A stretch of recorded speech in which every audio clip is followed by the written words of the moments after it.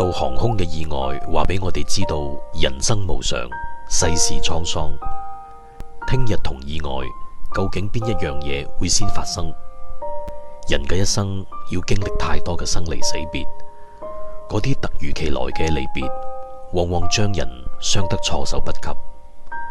無法重來嘅人生，趁住仲可以愛，要講出嚟，唔好等，因為邊個都唔知道仲有冇下一次。